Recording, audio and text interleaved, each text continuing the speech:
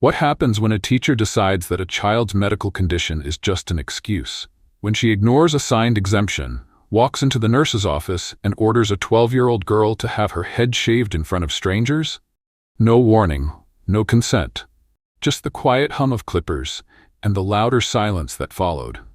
Jasmine Ellison was that girl. She didn't scream.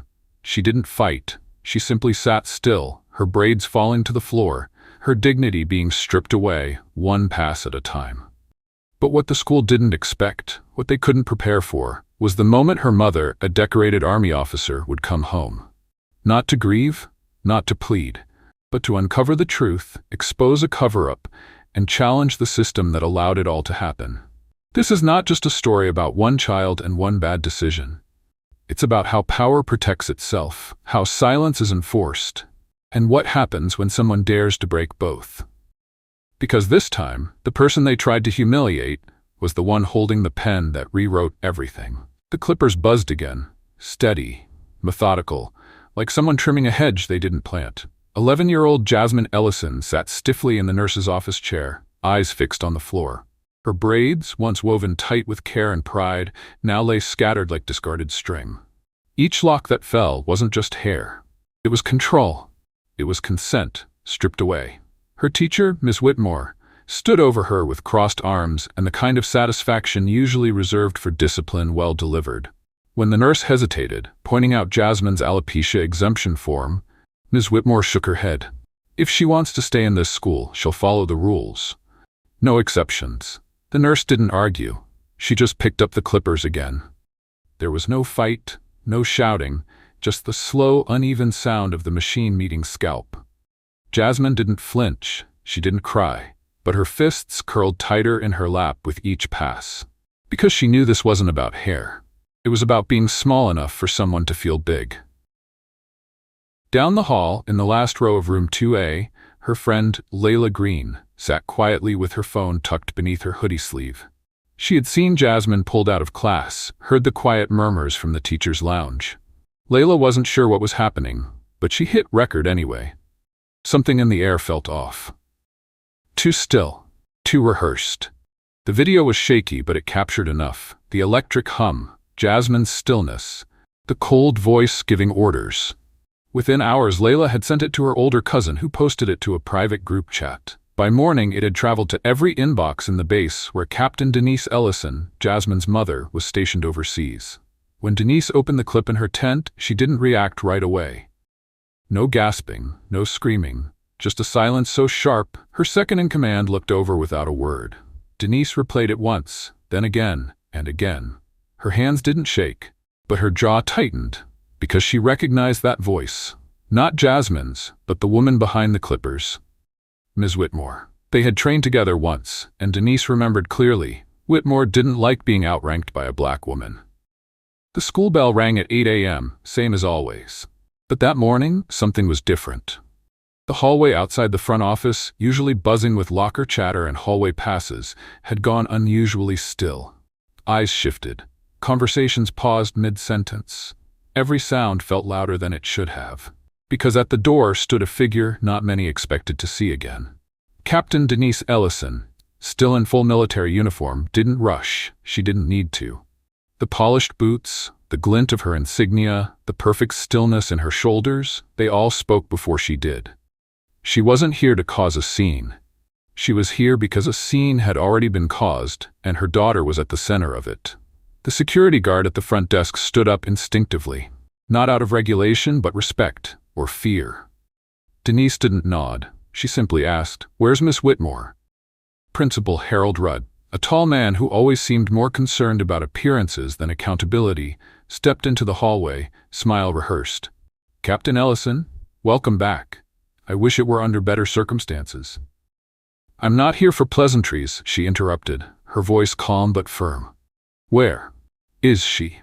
In the far corner of the hallway, behind the cracked door of classroom 3B, Miss Whitmore froze. The color drained from her face as the voice echoed down the corridor. A voice she hadn't heard in 14 years, but one she had never forgotten. They had trained at Fort Benning together. Denise had graduated top of their class. Whitmore never did. And back then, in the humidity of Georgia heat and endless drills, it was never said out loud, but it didn't need to be. Whitmore had always resented taking orders from a black woman. Now, years later, that resentment had found a new target. A quiet little girl who just wanted to draw pictures and hide her scars under a braid.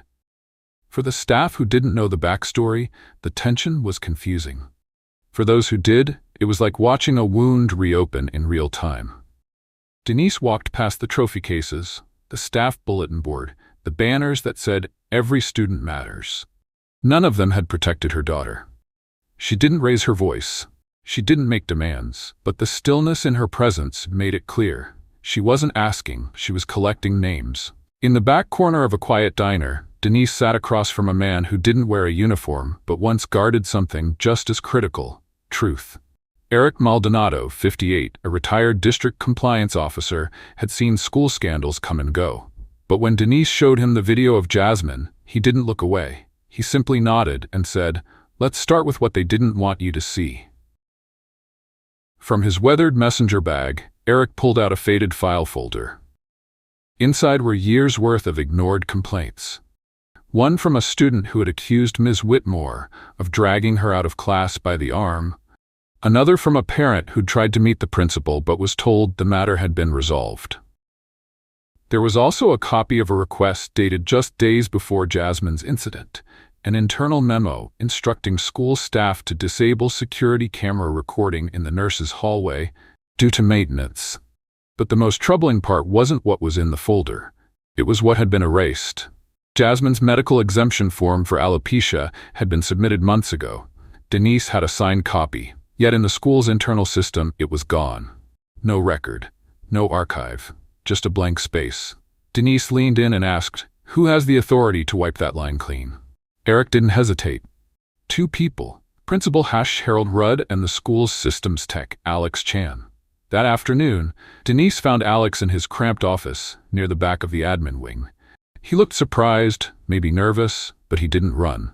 When she laid the printed system logs in front of him, logs recovered by Eric, he read them in silence. Then he looked up. "I didn't think anyone would notice." Alex hadn't deleted the files by accident. He'd done what he was told. But something about Jasmine, sitting alone in that hallway, eyes hollow, hands clenched, had stuck with him. He'd made a backup. Every timestamp, every command, and most importantly, the original video, the one the school claimed was lost. Denise didn't threaten. She didn't raise her voice. But the stillness in her eyes did what shouting never could. It made Alex speak without being asked. He handed over the USB. In the days that followed, reporters chased sound bites, lawyers drafted arguments, and emails flew between offices with carefully chosen language. But Jasmine, she said nothing. Not because she didn't have words, but because none of them felt safe anymore. At home, her mother watched her daughter grow quieter, not out of fear, but out of something deeper. A kind of retreat that adults rarely notice until it's too late. Denise didn't push. She simply left a pencil box on the edge of Jasmine's desk. No questions, no instructions, just a silent offering. And that night, Jasmine began to draw. She didn't sketch faces or places. She drew motion. The shape of a scream without sound, the way shame feels heavy in the chest but invisible to the eye. She drew the hum of clippers as a black wave swallowing light, a teacher's shadow that stretched too long across a child's chair. Because some stories refuse to live in words. They live in colors, in smudges of charcoal and blurred edges. And while the school buried reports and edited footage, Jasmine was documenting everything, with a kind of clarity that frightened even those who had nothing to hide. One page became 5, then 10, then a full sketchbook that spoke louder than any press release. Her silence had never been weakness, it was just waiting for the right medium. And slowly, others noticed. A classmate asked, "Did you draw this?" A neighbor said, "That looks like what happened to me." Former students began writing to Denise, not about legal action, but about art. About how seeing Jasmine's sketches helped them finally name something they'd carried for years. Because when a child dares to tell the truth with her hands, it doesn't just heal her, it gives others permission to do the same. The morning the lawsuit was filed, local news anchors read the headlines like it was just another case. Mother sues school district for $10 million after daughter's hair forcibly cut by teacher. The phrasing made it sound like an overreaction, like a complaint about a bad haircut. But buried beneath those words was something far more dangerous. A system caught protecting itself, not its children. Denise Ellison and her legal team weren't interested in revenge. They were interested in records, testimonies, gaps in the chain of accountability. And what they found was not just one woman's misconduct, it was an entire structure quietly designed to protect her from consequence. The civil suit named Miss Whitmore, Principal Rudd, and the West Haven School District Board as defendants. But what gave the case weight wasn't just the allegations, it was the evidence. Recovered footage, deleted reports, statements from whistleblowers, and perhaps most damning of all, a line from a hidden memo instructing staff to avoid triggering external review processes unless media presence is confirmed. The district tried to downplay everything. They called it a misunderstanding.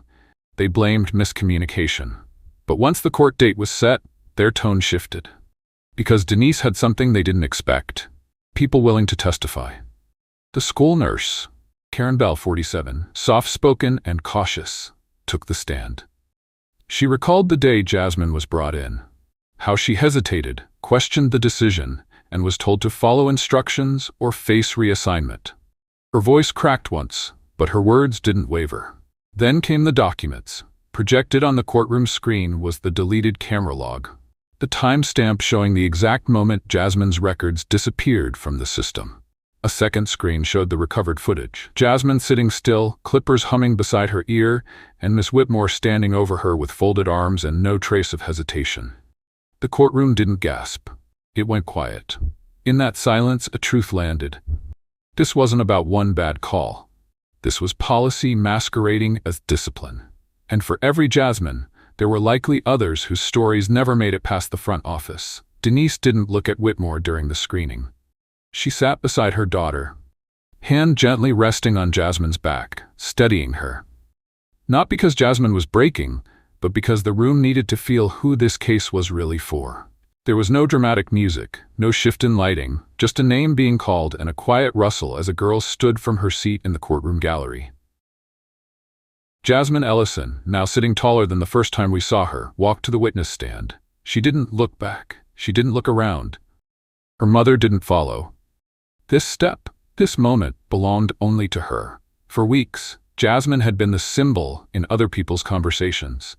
A child spoken about, referenced, defended. A headline, a sketch, a cause. But she hadn't spoken, not really, not in her own words. And now, with the whole courtroom waiting, she didn't begin with anger. She began with facts. Her testimony wasn't rehearsed. It didn't have to be. What she remembered hadn't left her, not the cold feel of the chair in the nurse's office, not the way Miss Whitmore had folded her arms, not the tone, not cruel, just casual, when she said, "We all have to follow the rules." Jasmine described how her fingers had stayed curled in her lap the whole time, not out of obedience, but because she knew if she moved, it would all get worse. There were no theatrics, no tears. She didn't ask for pity. She asked for acknowledgement. "I kept wondering," she said, "if I had done something wrong. But I showed them the paper.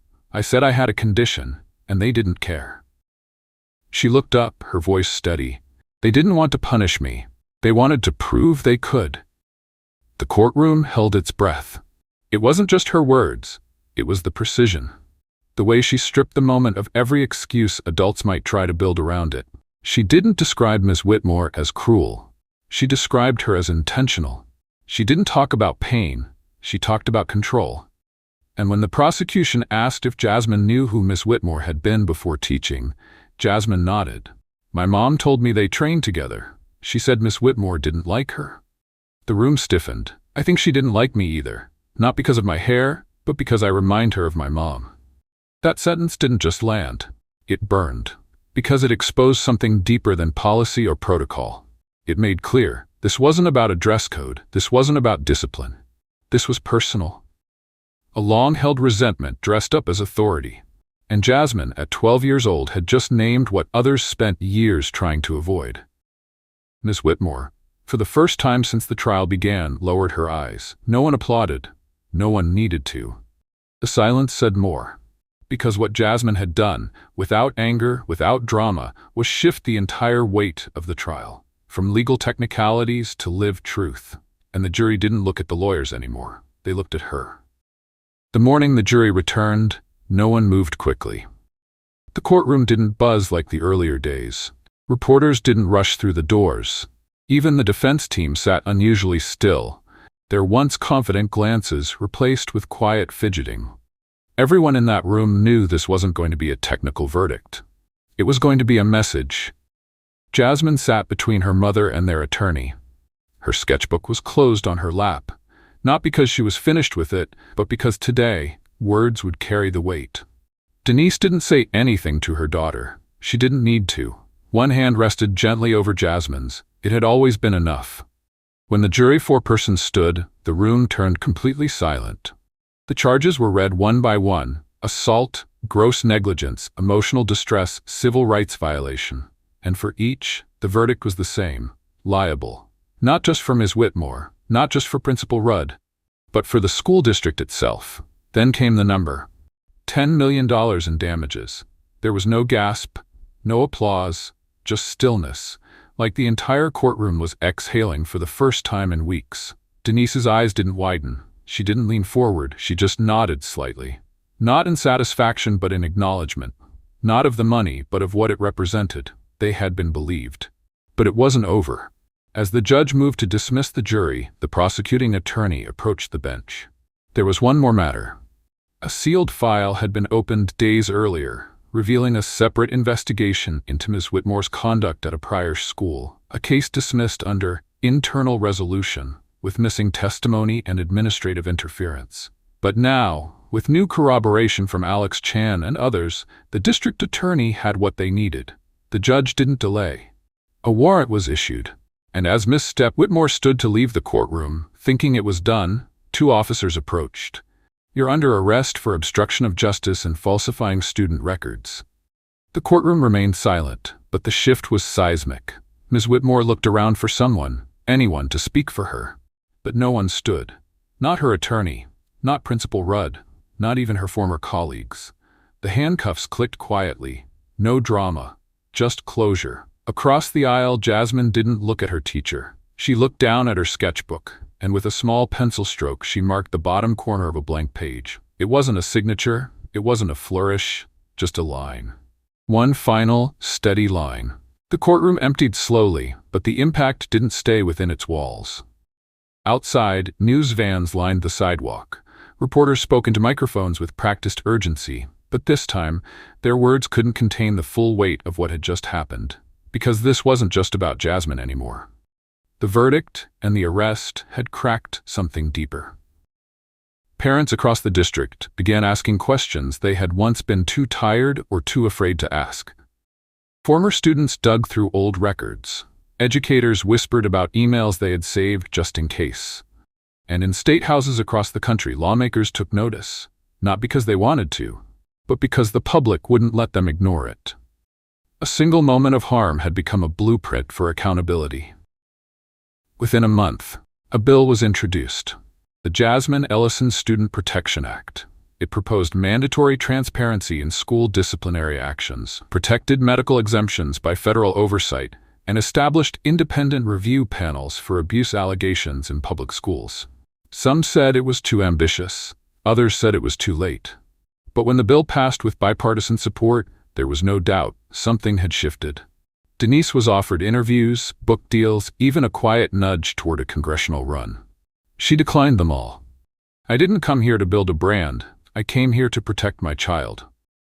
Instead, she used the settlement money to launch a foundation that provided legal and emotional support for students facing trauma in schools. It wasn't loud. It wasn't flashy. But it was steady and deeply personal. As for Jasmine, she never went back to West Haven Middle School. A local gallery hosted a quiet opening of her work. Drawings that once lived in the privacy of her sketchbook now stood tall in white frames, titled with names like "Silence Isn't Consent" and "Policy Isn't Protection." And something unexpected happened. Other children began to submit drawings of their own, because when one child dares to show her scars, others remember they don't have to keep hiding theirs. Months passed. The courtroom fell quiet. The headlines moved on. But in one corner of the Smithsonian Institution, among the artifacts that carried the weight of past struggles, a new display quietly claimed its place. Behind the glass, a worn sketchbook sat open to a single page, an image of a girl sitting in a chair still, with shadows taller than her cast across the walls. The caption on the plaque read, "Donated by Jasmine Ellison, age 12. This is how I remembered everything they tried to erase." Visitors didn't rush past. They paused. Some looked away, others leaned closer. Because something about that drawing, imperfect, unpolished, felt too familiar. It wasn't just about a child. It was about every moment someone had been silenced, dismissed, or made small. Back in West Haven, changes were made. A new principal arrived. Training programs rolled out. Policies got rewritten. But the truest shift wasn't procedural. It was personal. Teachers now listened longer. Students felt less afraid to raise their hands. And in homes across the city, parents spoke more openly about what justice should look like. Not just in courtrooms, but in classrooms. Denise Ellison never pursued politics. She stayed where she was needed, running a foundation that gave families tools she never had when the system first failed her. And Jasmine, she never returned to that school. But her presence never really left. At the local library, every Saturday, she hosted something called the Stripped Project. No cameras, no press. Just paper, pencils, and a space where kids could draw whatever they couldn't say out loud. Some came angry, some quiet. A few came just to watch.